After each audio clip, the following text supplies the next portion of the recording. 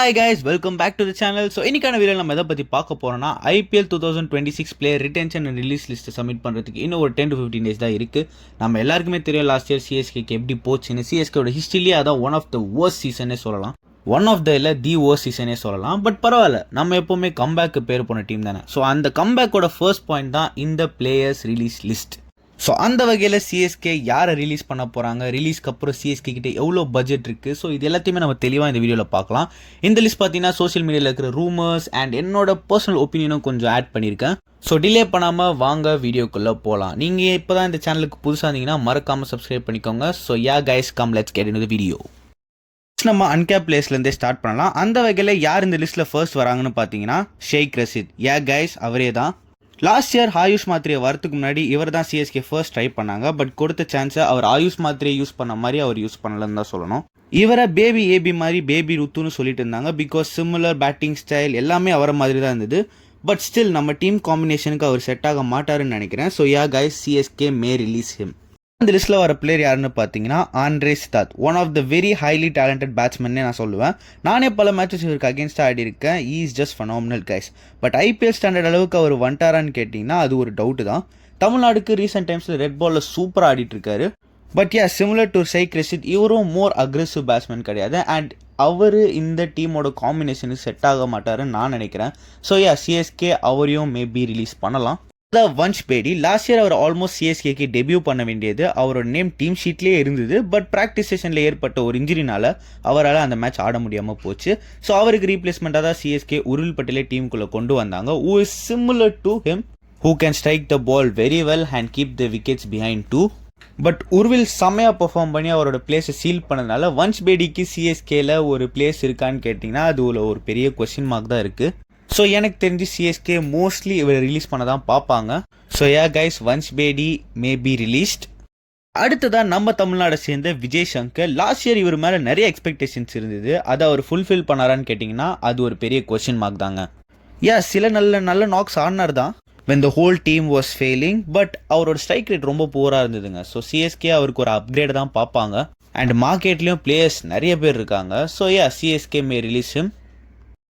அடுத்ததாக விஜய் சங்கர் மாதிரி சேம் எக்ஸ்பெக்டேஷன்ஸோட டீமுக்குள்ளே வந்தவர் தான் தீபக் ஹூடா. சிஎஸ்கே நிறைய சான்சஸ் அவருக்கு கொடுத்தாங்க. பட் ஒரு மேட்ச் கூட அவர் சரியாக யூட்டிலைஸ் பண்ணலை. ஸோ சிஎஸ்கே அவர் ரிலீஸ் பண்ணுறதா அவங்களுக்கு ஒரு பெட்டர் ஆப்ஷனாக இருக்கும்னு நான் நினைக்கிறேன். அடுத்ததாக Gurjapneet Singh. He is highly talented bowler, அதில் எந்த மாற்று கருத்தும் இல்லை. பட் மெயின் ப்ராப்ளம் என்னென்னா அவரோட ப்ரைஸ் டேக் தான். கைஸ் 2.2 crores அவ்வளோ கொடுத்து அவரை ரீட்டைன் பண்ணுற அளவுக்கு ஒர்த்தான்னு கேட்டிங்கன்னா அது ஒரு கொஸ்டின் மார்க் தாங்க.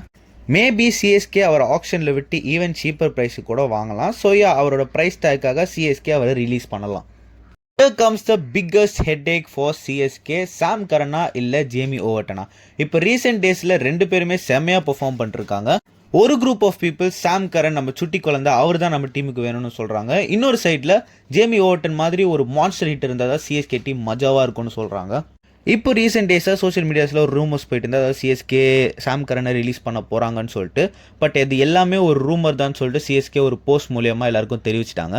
எனக்கு தெரிஞ்ச வரைக்கும் சிஎஸ்கே சாம் கரனை தாங்க ரிலீஸ் பண்ண போகிறாங்க. என்னதான் அவர் போலிங் சூப்பராக இருந்தாலும் அவர் முன்ன மாதிரி பேட்டிங் ஆட மாட்டார், ஒரு பின்ச் ஹிட்டர் மாதிரி ஆட மாட்டார். இப்போ மோர் ஒரு ரெஸ்பான்சிபிள் ஆர் சென்சிபிள் சாம் கரனை தான் நம்ம இப்போ பார்த்துட்ருக்கோம். அந்த மாதிரி ஆடுற சாம் கரன் சிஎஸ்கேக்கு தேவையான்னு கேட்டிங்கன்னா கண்டிப்பாக தேவையில்லைன்னு தாங்க நான் சொல்லுவேன்.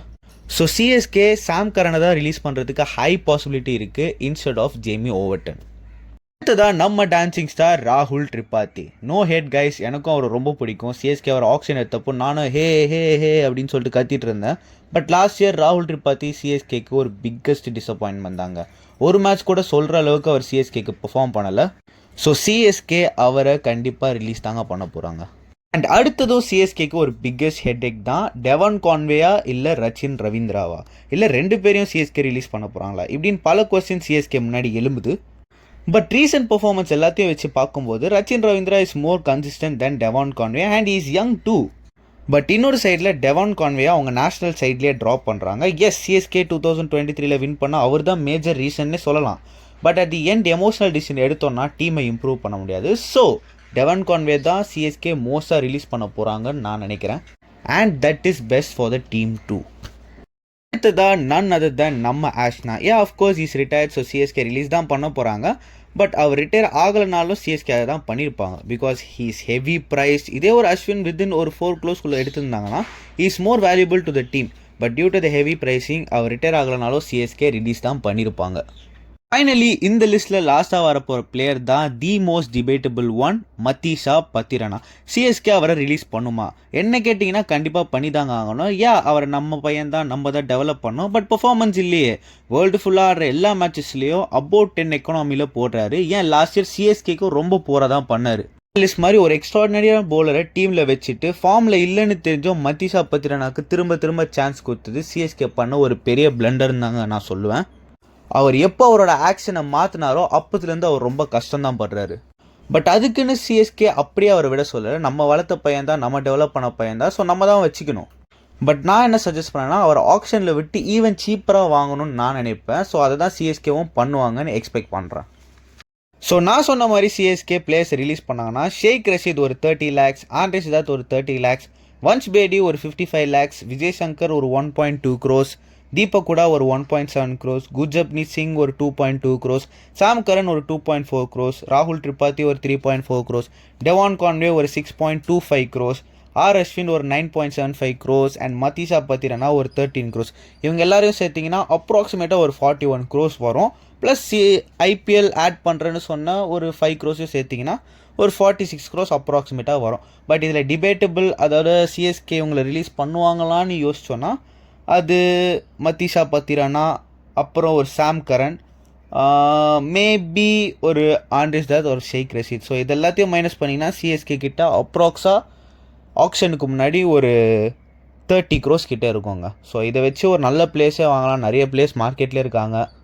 ஸோ அது எல்லாத்தையும் பிளான் பண்ணி சிஎஸ்கே ஒரு நல்ல ஆக்ஷனை இந்த வருஷம் நடத்துவாங்கன்னு நான் நினைக்கிறேன். அண்ட் கைஸ், இந்த வீடியோட எண்டுக்கு நம்ம வந்துட்டோம். நான் சொன்ன ஒப்பீனியன்ஸ் எல்லாம் நீங்கள் அக்செப்ட் பண்ணுவீங்கன்னு நினைக்கிறேன். அப்படி உங்களுக்கு ஏதாவது மாற்று கருத்து ஏதாவது இருந்துச்சுன்னா மறக்காமல் கமெண்ட் பண்ணுங்கள், நானும் தெரிஞ்சுக்கிறேன்.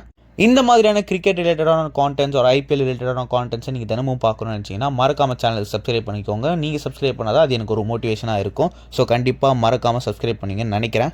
நான் உங்களை நெக்ஸ்ட் வீடியோவில் பார்க்குறேன். Till then it's Max signing off from whistle போடு. Bye guys, have a nice day.